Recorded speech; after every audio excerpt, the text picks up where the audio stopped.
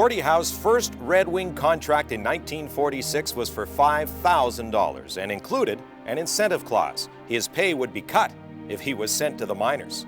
There was no big argument about what the salary is going to be. It's just, he said, young man, he said, we're very proud of you. You had a good year last year. We'll give you a $500 raise or something. It's just, please, never mind the change. You'll give me some money, you know. And when he first came to Detroit, it was kind of interesting to see this raw bone kid that had no shoulders.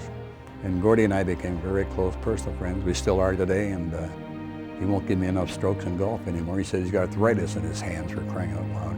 In 1947, Gordie's second season with the Wings, the volatile Jack Adams handed the coaching reins to Tommy Ivan, Howe's mentor in Omaha.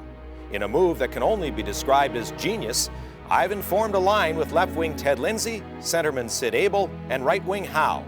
The production line was born. The nice thing about it, we all could score, we could all shoot the puck, all of us could make plays, and you might hear about it, but it's so funny, we read one another extremely well. And if we didn't read on a certain things, if I was covered and saw Sid make a certain move, I'd make a move to counter that so I could be in position.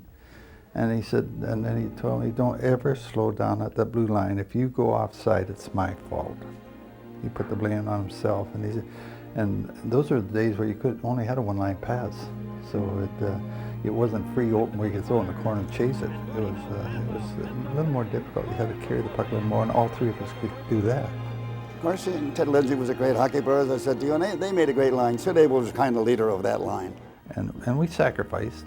It wasn't, you know, as they say, a locked position now. We just had enough brains when they went into the end. If there's two guys ahead of you, you're the checker. And everybody's willing to give that up. And it's funny, I found that was a great position, because when we got possession, I just walk into the hole and they give it to me, thank you.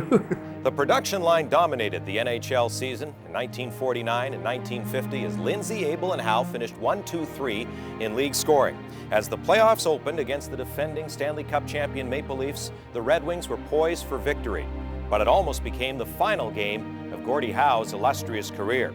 Howe collided with hated Leaf captain Teeter Kennedy. Gordie crashed headfirst into the boards, and his life was in jeopardy.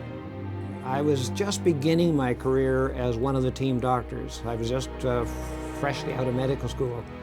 But I had spent some time on neurosurgery, and of course we were all very concerned about the risk of blood clots in the brain, because the story of what happened to Ace Bailey was still very fresh in everybody's mind.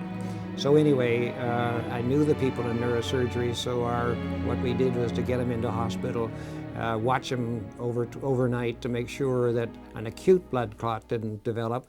The trickier ones are the ones that develop slowly, but anyway, fortunately, nothing bad happened.